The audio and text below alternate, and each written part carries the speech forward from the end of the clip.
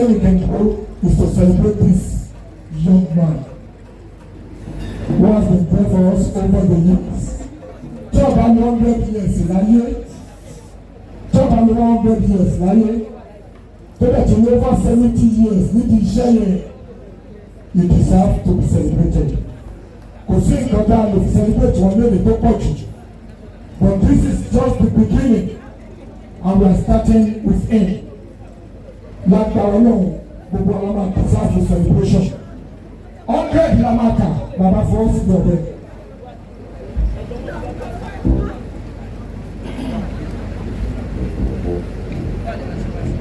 Your Majesties, distinguished ladies and gentlemen, after 10, 20, 30, 40, 50, 60, 70, just over 80, Agbako 90, 100.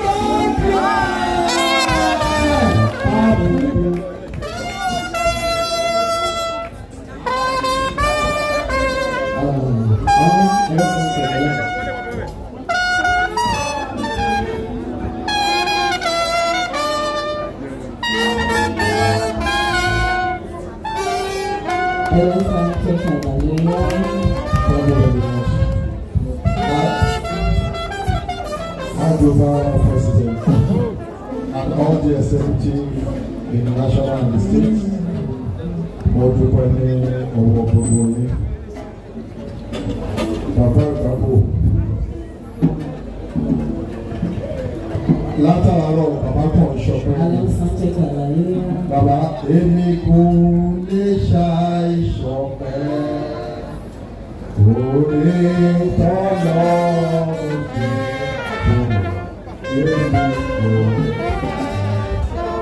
ọmọ tí kú o ọ̀pọ̀ ló wà lẹ́wọ̀n ọ̀pọ̀ ló wà lọ sí ìlọsọ̀rọ̀. Àbábọ̀ bá lè dúpẹ́ ó lè dúpẹ́ lọ́wọ́ bàbá lásìkò tábàbá dé gbogbo wálé dé ìrọ̀rùn lọ́lọ́run máa fi gba bí bàbá ẹbí ṣe sọ nígbà ẹ̀kọ́ wa ó lé ilẹ̀ máa pẹ́ ní kẹta 100 bàbá nígbà tó bẹ́ẹ̀ ilẹ̀ ní kejì o bí mi máa rí ní fèsì àìfèsì bàbá ní gbogbo ìgbà ìlọ́wọ́ máa dúró sí gbogbo aláwọ̀ àdàgbà o. Bàbá láti ìnáwó ẹlẹ́dẹ́ ti sọ fún ẹ pé ó máa dàgbà. Òun ló mọ tó ń jẹ tí ó fi sọ̀rọ̀ pé bóyá ẹ̀rù ń bá wọn o.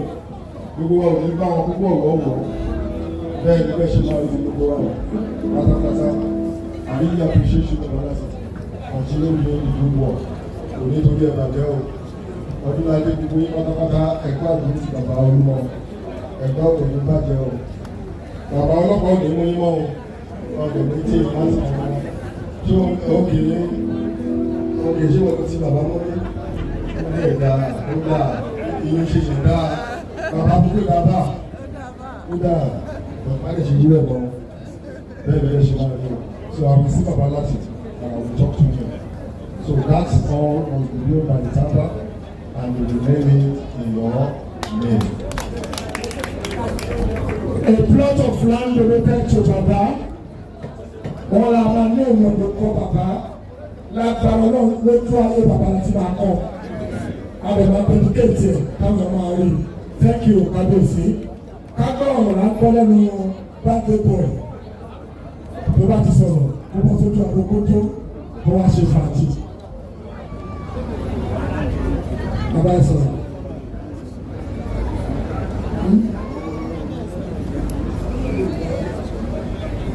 Àwọn èèyàn náà fẹ́ gbọ́rọ̀ látẹnu yín. Mo dúpẹ́ lọ́wọ́ pé ènìyàn bàbá o jẹ́ nífẹ̀ẹ́ mi jẹ́ nípa kámbà. Mo gbọ́ wọ́n nípa mi. Ẹ̀wọ̀ ojú òní kì í. ẹni bẹ́ẹ̀ lọ ló dá o ẹni bẹ́ẹ̀ lọ́jọ́ lọ o àkẹ́kẹ́ ìgbẹ́ ló bá yá o ẹ̀rọ àkàlẹ́ ìwé mi tí o ẹ̀rọ bá ẹ̀rọ ìgbòho ẹgbẹ́ wọn yìí ó máa rò pé ní o omi dàrú ẹ̀yẹ máa fẹ́ mi ẹ̀yẹ máa tó bí ẹ̀yẹ ẹgbẹ́ wọn yìí o àrùn yóò máa tẹ̀ ẹgbẹ́ ọlọ́run àrùn àtẹ̀lẹ̀ ẹgbẹ́ ọlọ́run kí bá jẹ́ kí bá ẹnikẹ́ni kí bá jẹ́ ẹ̀rọ ẹ̀rọ yìí o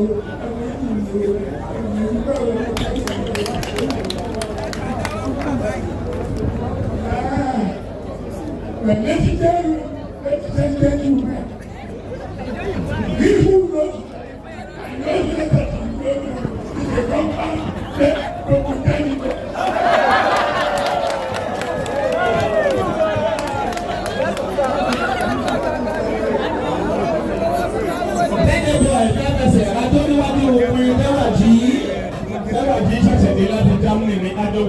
the penny boy would like to begin, ladies and gentlemen. After the penny boy, we want to thank yourself. I do by Ijo Agba, Ijo young boy. Ladies and gentlemen, Chief Charles Olumo. Mama Bese, I do want you to come and be with you. Last January, we were just doing birthday, bye. Most welcome the global president, the governor of Tampan, Ogun State, our father comrade Oloye and the son. I'll be good to you. I'll be birthday to you.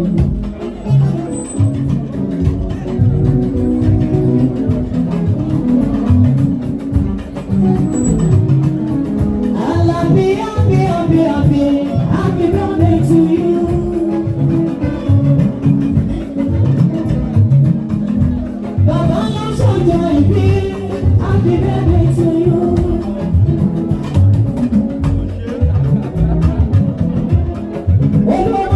Happy birthday to you. Baba, let me say no more. Oh, my Lord, join me.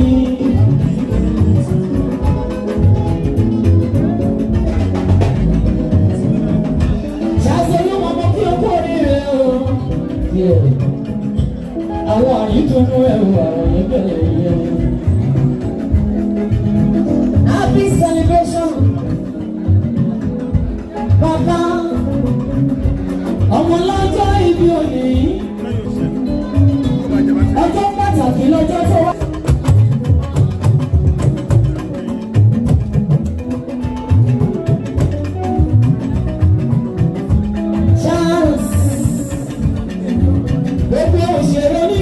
Pátápátá wọ́n ní àwọn kan rírí ẹ̀ àwọn kan rírí ẹ̀.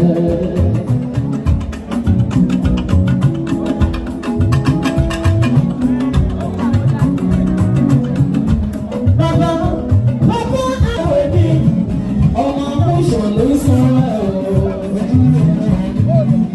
ọmọ Bọ́lájí ló sọ ẹ̀ Charles gómìnà ló sọ ẹ̀. Wọ́n ní president pẹ̀pẹ̀ tíátà ìyẹn sanwó ìdarí mi lọ́wọ́ Abọ́lájí. President gbogbo Tampan Jàbọ̀rẹ́rẹ́ ìrìnàjò gbogbo lọ́la.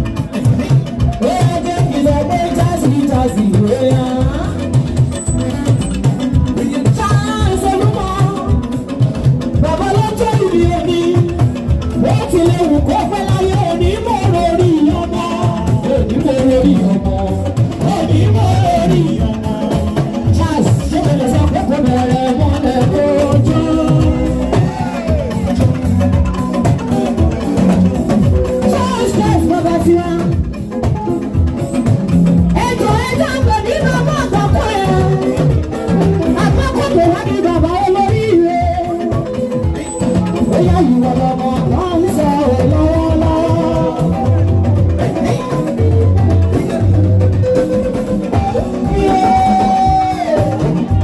Ọmọ tó ń ròyìn lọ́wọ́lọ́wọ́. Just the pepper for one thing for another. Èso fún bọ́lá tí a kú sọ. Nígbà láti fi wá. Ẹjẹ́ kó mọ̀ pé ilé wo ni wo. Bọ́lá tí ilé wo ni wo. Ilé wo ni wo. Olówó ìmọ̀lẹ̀. Ìmọ̀lẹ̀ ló sọ̀rọ̀ jẹ́ sọ̀rọ̀. Bóyá kí n kọ́ nínú ẹ̀jẹ̀ bí bẹ́ẹ̀ sí gbẹ́gbẹ́. Ìmọ̀lẹ̀. Aṣọ̀gbọ́n ọ̀gbẹ́ ní ìsìn ọ̀nìyẹ. Tọ́tọ́ ìmọ̀lẹ̀ mi. Tọ́tọ́ ìmọ̀lẹ̀ wa. Tọ́tọ́ ìmọ̀lẹ̀ mi. Tọ́tọ́ ìmọ̀lẹ̀ mi. Ẹ̀rọ mi kí wọ́n gbọ́ gbogbo lọ́sẹ̀. Tọ́tọ́ ìmọ̀lẹ̀ mi. Wọ́n sọ òkúta òkùnkùn mọ́. Tọ́tọ́ ìmọ̀lẹ̀ mi. Ìmọ̀lẹ̀. Tọ́tọ́ ìmọ̀lẹ̀ mi. Sọ pé ìmọ̀lẹ̀. Ìmọ̀lẹ̀. Èrò ọmọ náà lọ́dọ̀. Praise Ediba. Ìyá bá mú sí ìpèsè tiwa.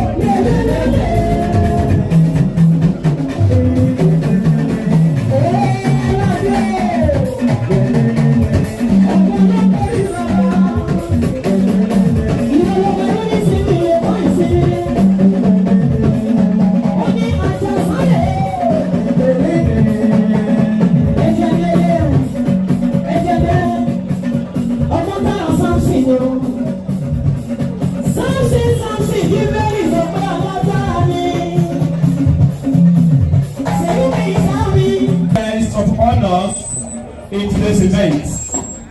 Màmá dáadáa, láàrin bí ìṣẹ́jú kan, wọ́n ní kí n gbé gbohùngbohùn náà fún Yeye Tayese is actually the mother of the day.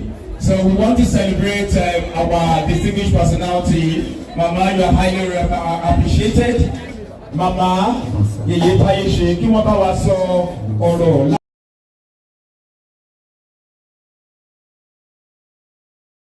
You can be 30 seconds. Yes, we understand how very busy Yeye can be. And so,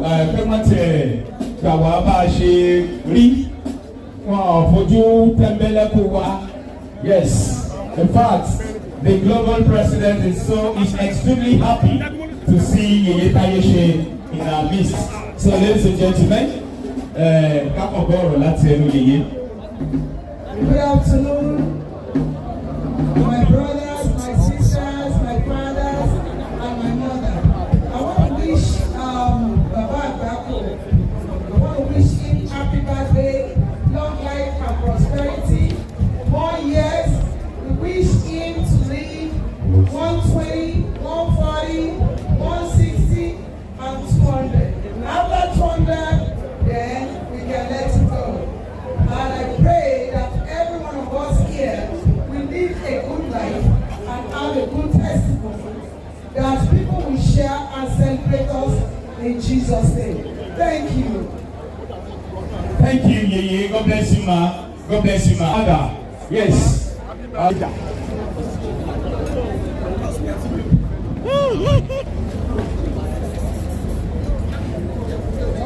All right, before we move to investigation of the father, of the royal father,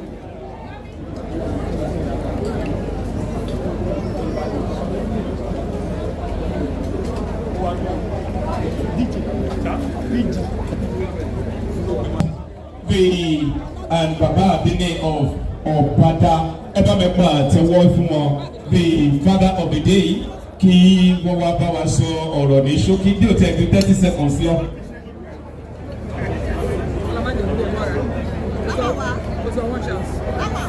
Yakolo Ekabo, sir. You are appreciated, sir. I'm living loyal.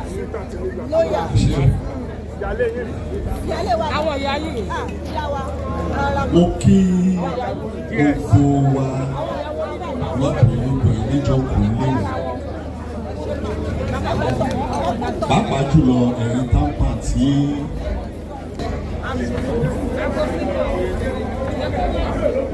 Tampan mo kí gan lọ́pọ̀lọpọ̀. Bó tiẹ̀ ṣe jẹ́ pé bàbá wa nínú ẹ̀mí wọn ti lọ ṣùgbọ́n mo fi kéèké juwọ́ sí wọn pé mo kí àwọn náà wọ́n kú ìdìde wọ́n lè kú ìnáwó. Ẹ ṣe mo dúpẹ́. Mo fẹ́ kojú kọ bàbá wa Charles Olúmọ ọjọ́ náà níbí àná yìí. Níjọ́ tèmi ti dáyé ẹlẹ́ẹ̀kejì tí máa fojú kan bàbá Charles Olúmọ nìyí. Ló ṣe jẹ́ pé ní ọjọ́ ìní ìdùnnú ló jẹ́ fún mi. Nígbà tí máa kọ́kọ́ fojú kan bàbá Charles Olúmọ, wọ́n pè bẹ̀rẹ̀ ní Super Cinema ní Sọ̀ẹ́nu lẹ́kọ̀ọ́. Ibẹ̀ ni mo ti pàdé wọn tí a dùn wọn, èmi fẹ́ mọ̀ wọn, èmi fẹ́ mọ̀ wọn. Bàbá náà làwọn olè ní yòó wọ́n ń ṣe calculation léde pé ọmọ ọdún èwo ló ní mo wà nígbà yẹn. Bàbá ti pé 100 years báyìí. Bàbá mo bá yín dúpẹ́ o. Bàbá mo bá yín dúpẹ́, mo bá yín yọ̀ pé àwọn ọmọ tẹ bí wọ́n wà láyé lẹ́yìn tí ọjọ́ wọn ìtì tó ti ti ní tí wọn ò lè jáde nínú ilé mọ́. Ẹ̀yin ni wọ́n fi kẹ̀kẹ́ gbé wá sí ìjókòó lẹ́yìn tó fẹ́ ṣọjọ́ bí fún yín, ẹsẹ̀ yín lè fi wọlé. Tí yín tọpẹ́ ó jọ pẹ́ lọ. Ẹ bá mi fi ọpẹ́ ńlá fún bàbá wa. Àwọn akọ náà, àwọn náà dàgbà á dògbò. Ẹ̀mí wá gùn dàgbà, kò wá dé kù sínú ìyàwó ní kù sínú àìsàn. Ẹ̀yin ikú ọ̀rọ̀ wọ̀ kò ní tọ́ sí ní o. Mo kiri lọ́pọ̀lọpọ̀. Àsìkò bàbá wa Amúṣàn bàbá láti àsìkò wá jẹ gbogbo yín o. Inú yá dùn. Àsìkò àwọn bàbá wa tí wọ́n jókòó, bàbá wa Ojúṣe. Mo kiri bàbá nìyẹn. Tí bá ń wo fíìmù báyìí, tí bá ti wo bàbá ń bẹ̀ báyìí. Tó bá jẹ́ pé mo lo bílíọ̀nù 2 àbí 10 àbí 20 ojú mi máa dá wá yìí àbí tí báwo fíìmù yẹn délẹ̀ bàbá òdòdó ni màá ní bàbá yìí kéwì tán ni kí wàá bá yín dòbò ní àìsàn ẹsẹ̀ tí náà ni wọ́n máa fi ìwọ bí bàbá wọn àfẹ́ wá ṣe àwọn tá à ń dé máìkì náà àwọn náà bá yín ṣe ayẹyẹ yẹn ọ̀pọ̀lọpọ̀ àwọn onítíátà ni mo wọ́n bí máa yọ ní ayé Gateway Hotel. Àwọn bàbá wa ni wọ́n jókòó yìí láyé àwọn bàbá lẹ́gbàá. Razak ààrẹ òsùn abidjan pé ó ti wà ní kílẹ̀ mi. Ẹ jọ owó tá a bá ń ṣe ẹ má jẹ́ ká left over àwọn ọmọ wa sẹ́yìn o. Ẹ jẹ́ ká máa fi ojú wọn tó. Ẹ jẹ́ ká máa mú wọn wọ́n díẹ̀díẹ̀ tá a bá bímọ méjì mẹ́ta tí a fi fi bẹ́ẹ̀ ọmọ tó bá kàn ti ní àwọn èèyàn jàkànjàkàn nílẹ̀ ni a sì máa gbọ́ wọn o. Bàbá làwọn ọmọ wọn náà wá kí iṣẹ́ tíátà ó tún máa lọ sókè sí.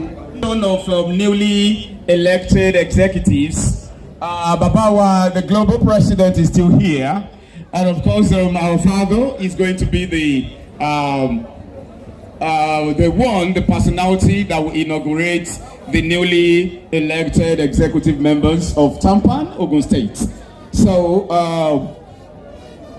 ibi pàtàkì ni adé yìí, wọ́n ní kíbi tó wà létí wípé àwa tí a bá ti ní nǹkan ṣe ní walkway pé ká máa jókòó kábíyèsí ọ̀ pé àwa tí a bá ti ní nǹkan ṣe ní walkway kábíyèsí ọ̀ wọ́n bá níwọ̀n ìgbèje mo jìnnà sọ́ba níwọ̀n ẹgbẹ̀fà àrọ̀bà fẹ́ lọ bá pa àwọn kábíyèsí tá a níbí wọn tẹ̀ ní pààyàn ẹ̀fọn ọba Solomon Adisa Sokunbi His Royal Highness Olu of Lemode ẹ jẹ́ ká ṣe kábíyèsí lórí adé kábíyèsí o òde àwọn lọ́balọ́ba la wà mí lọ́jọ́ òní ọ̀rẹ́ òyìn ọ̀rẹ́ kábíyèsí ti rí kábíyèsí ọ̀rẹ́ wọn olú ọbádá àti olú Lemode ìlú yìí ò ní bàjẹ́. You're highly recognized, you're highly welcome. Our His Royal Highness Oba Solomon Adisa Sokunbi Olu Lemode, one of the royal fathers of the day, ladies and gentlemen. I can see how very happy the global president is. He is so happy for today's event. The global president is very, very much elated.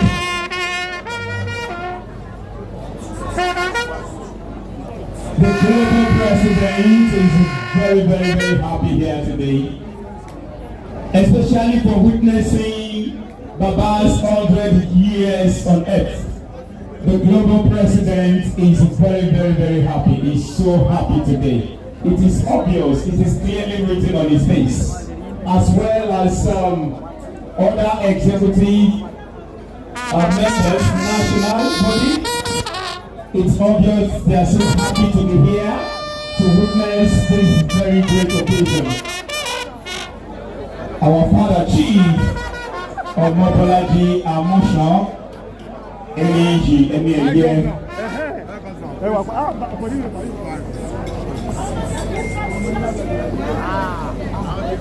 All right, ladies and gentlemen, the inauguration of newly elected executives of the state, as well as our mother. All newly elected executives, please, I want to sit and be our mother, the permanent secretary.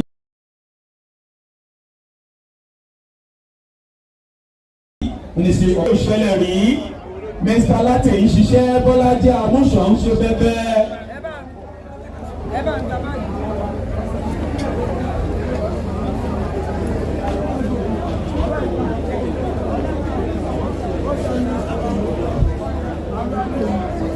Yes, yeah.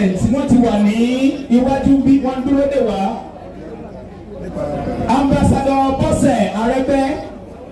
Wọ́n ní ẹ̀yìn ni ó kù tí wọ́n dúró dè. President ti wà ní iwájú bí yìí, gómìnà ti wà níwájú. Bàbá mi Comrade Ogunlabi Àjàsá. Wọ́n ti wà ní iwájú pẹ̀lú global president wa. Our father Chief Bọ́lájí Àmúṣàn.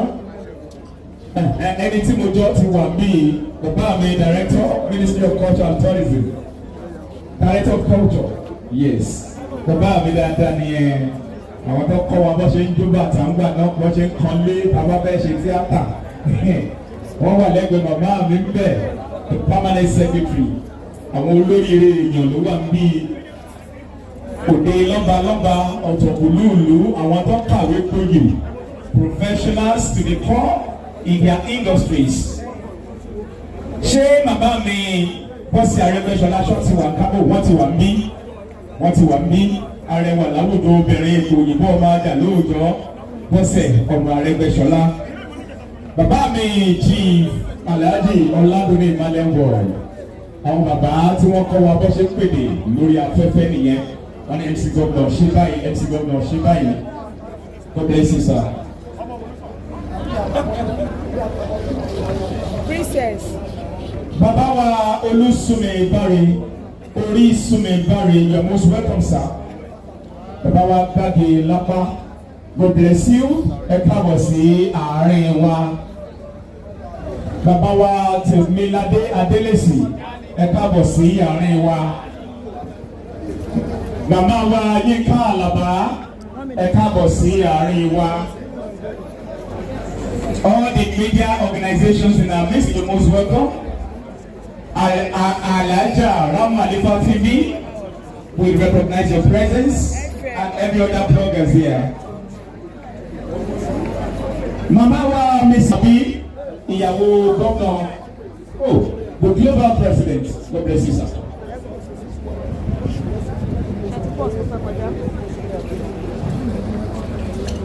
Tampan. This is the second segment of the program, the inauguration of the newly elected officers of Tampan.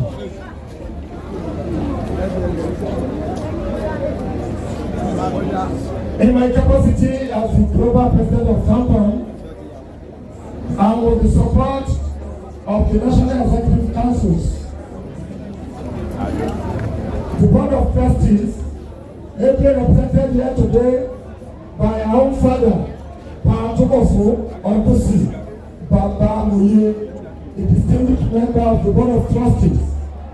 I, Bura, in my capacity as the global president, hereby officially inaugurate the Ogun State chapter of Theatre Art and Motion Pictures Practitioners Association of Nigeria. Congratulations.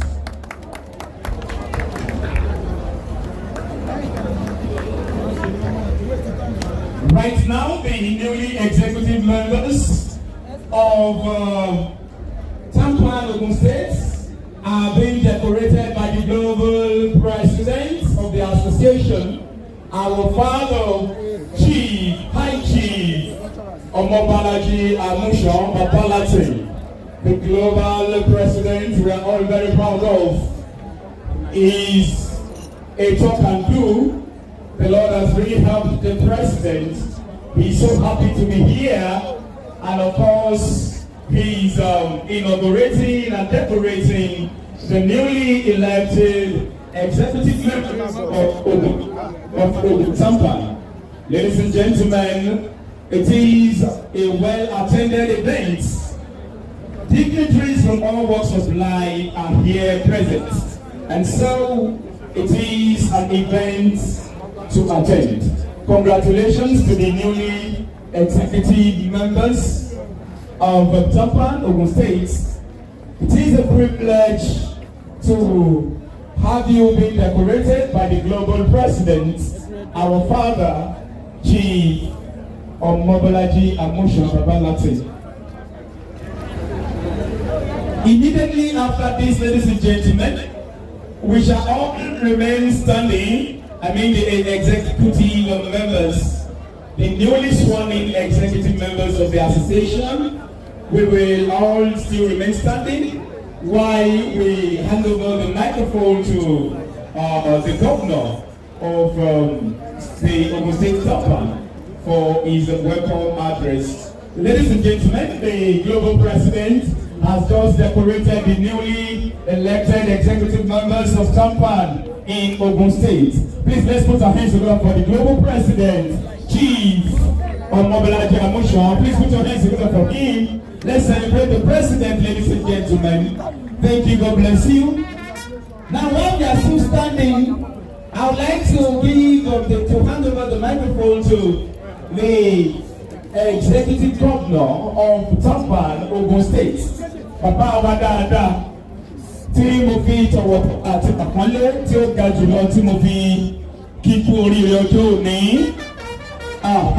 fún abala kejì iṣẹ́ ìríjú wọn gẹ́gẹ́ bí gómìnà Tampan ní ìpínlẹ̀ Ògùn. Bàbá mi Comrade Owólabí Àjàsá askari tó mòjé bàbá dáadáa. Kani ani commissioner of police nínú ẹgbẹ́ Tampan bàbá náà ló máa jẹ́. Amushan Mr. Latin pẹ̀lú gbogbo àwọn executive wọn pátápátá. And let me also appreciate my father. And actually, Deputy President wa Yeye Rose Onika, mo appreciate him and God bless you ma.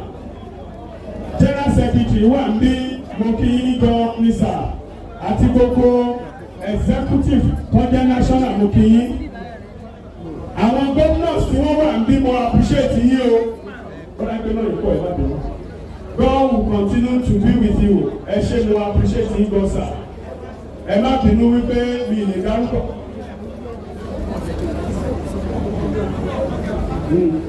Bákan náà ni mo kí àwọn liaison officer tó wà ní orí ìjókòó ń bí. Ẹ ṣé mo dúpẹ́ láti Ọ̀yọ́, Àbújá, gbogbo yín pátá ni mo kí ẹ̀jẹ̀ má bínú. Mo kí gbogbo àwọn èèyàn jàǹkànjàǹkàn pàtàkì tí wọ́n wà ń bí. Bàbá mi Ọ̀ságè mo appreciate yín gan ní sà. Bákan náà ni mo kí ọ̀gá wa Emmanuel boy Tèmiládé Adélèsì Ìyábọ̀ Fóṣì gbogbo yín pátá ni mo kí ẹ jọ. Ọ̀pẹ̀bẹ́ ọ̀rẹ́ pírẹsidẹ́ǹtì wa mo kí yín. Ẹ jọ ẹ jẹ́ kí n sáré ṣe bá ẹni tí mi ò bá lè dárúkọ nítorí Ọlọ́run ẹ má bínú kì í ṣe àfojúdi náà.